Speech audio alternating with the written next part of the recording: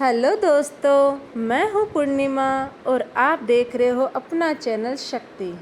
आज के इस वीडियो में हम लोग शिवलिंग के बारे में बात करेंगे। जिस शिवलिंग की हम पूजा करते हैं उसके गुप्त रहस्य जानकर आप हैरान हो जाएंगे। वेद शास्त्रों में शिवलिंग का अर्थ बताया गया है परम कल्याणकारी शुभ सृजित ज्योति, संपूर्ण ब्रह्मांड और हमारा शरीर इसी प्रकार है। शिवलिंग ही ब्रह्मांड है और शिव का आदि अनादि रूप है।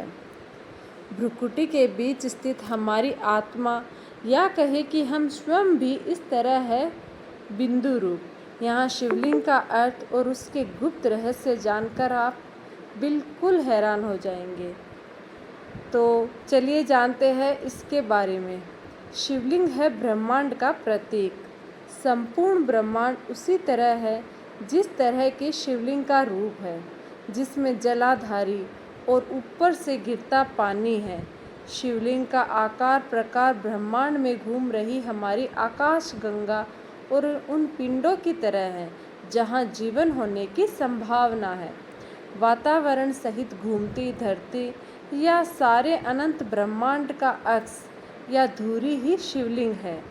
वायु पुराण के अनुसार प्रलय काल में समस्त सृष्टि जिसमें लीन हो जाती है और पुनः सृष्टि काल में जिससे सृष्टि प्रकट होती है उसे हम शिवलिंग कहते हैं। दूसरा रूप, शिवलिंग ही शिव का आदि और अनादि रूप है। ईश्वर निराकार है और शिवलिंग भी उसी का प्रतीक है। या फिर से ये कहे कि भगवान शंकर या महादेव भी शिवलिंग का ही ध्यान करते हैं। शून्य, आकाश, अनंत, ब्रह्मांड और निराकार परम पुरुष का प्रतीक होने से इसे शिवलिंग कहा गया है। स्कंद पुराण में कहा गया है कि आकाश स्वयं लिंग है, धरती उसकी पीठ या आधार है और सब अनंत शून्य से पैदा हो उसी में लय होने के कारण इसे शिवलिंग कहा गया है। शिव पुराण में शिव को संसार की उत्पत्ति का कारण और परब्रह्म कहा गया है। इस पुराण के अनुसार भगवान शिव ही पूर्ण पुरुष और निराकार ब्रह्म है। शिवलिंग ही निराकार ज्योति का प्रतीक है। पुराणों में शिवलिंग को कई अन्य नामों से भी संबोधित किया गया है, जैसे प्रकाश स्तंभलिंग, अग्नि स्तंभलिंग, ऊर्जा स्तंभलिंग, ब्रह्मांडीय स्तंभलिंग आदि। ज्योतिर्लिंग उत्पत्ति के संबंध में पुराणों में अनेक मान्यताएं प्रचलित है। वेदानुसार ज्योतिर्लिंग यानी व्यापक ब्रह्मात्मलिंग, जिसका अर्थ है व्यापक प्रकाश, जो शिवलिंग के 12 खंड है। शिव पुराण के अनुसार ब्रह्म, माया, जीव, मन, बुद्धि, चित्त, अहंकार, आकाश, वायु, अग्नि, जल और पृथ्वी को ज्योतिर्लिंग या ज्योतिपिंड कहा गया है। ऐसे प्रारंभ हुई शिवलिंग की पूजा। चलिए जानते हैं कि शिवलिंग की पूजा कैसे प्रारंभ हुई। भगवान शिव ने ब्रह्मा और विष्णु के बीच श्रेष्ठता को लेकर हुए विवाद को सुलझाने के लिए दिव्य ज्योति को प्रकट किया था। इस ज्योतिर्लिंग का आदि और अंत ढूंढते हुए ब्रह्मा और विष्णु को शिव के परब्रह्म स्वरूप का ज्ञान हुआ। इसी समय से शिव को परब्रह्म मानते हुए उनके प्रत्येक रूप में ज्योतिर्लिंग की पूजा प्रारंभ हुई। हिंदू धर्म में मूर्ति की पूजा नहीं होती, लेकिन शिवलिंग और शालिग्राम को भगवान शंकर और विष्णु का विग्रह रूप मानकर इसकी पूजा की जानी चाहिए।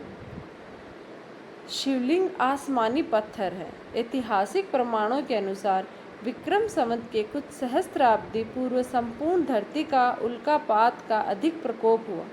आदि मानव को यह रुद्र का आविर्भाव दिखा। जहाँ जहाँ ये पिंड गिरे वहाँ वहाँ इन पवित्र पिंडों की सुरक्षा के लिए मंदिर बना दिए गए।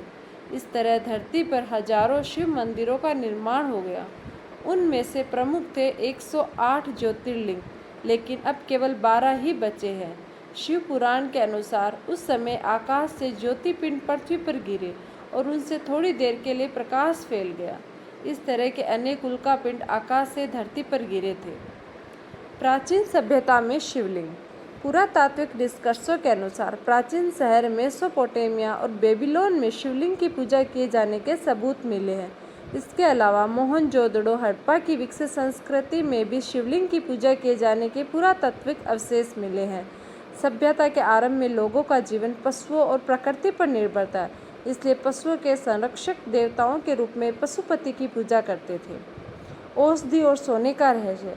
शिवलिंग में एक पत्थर की आकृति होती है, जलाधारी पीतल की होती है और नाग या सर्प तांबे का होता है। शिवलिंग पर बेलपत्र और धतूरे या आंकड़े के फूल चढ़ते हैं। शिवलिंग पर जल गिरता रहता है। कहते हैं ऋषि मुनियों ने प्रतीक रूप में या प्राचीन विद्या को बचाने के लिए शिवलिंग की रचना इस तरह की है कि कोई उसके गूढ़ रहस्य को समझकर उसका लाभ उठा सकता है।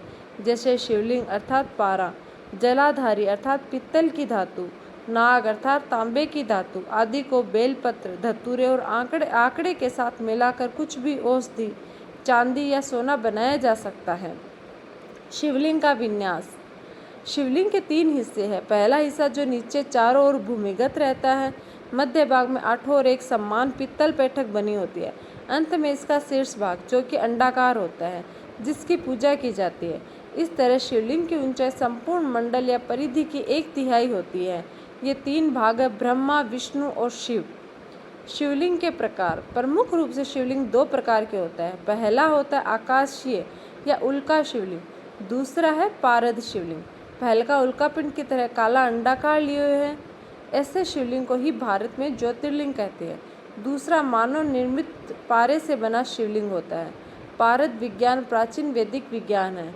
इसके अलावा पुराणों के अनुसार शिवलिंग के प्रमुख 6 प्रकार होते हैं: देवलिंग, असुरलिंग, अर्शलिंग, पुराणलिंग, मनुष्यलिंग और स्वयंभूलिंग। तो ये है शिवलिंग का रहस्य। अगर आप लोगों को ये वीडियो अच्छा लगे तो प्लीज़ लाइक, शेयर और सब्सक्राइब ज़रूर कीजिएगा। धन्यवाद।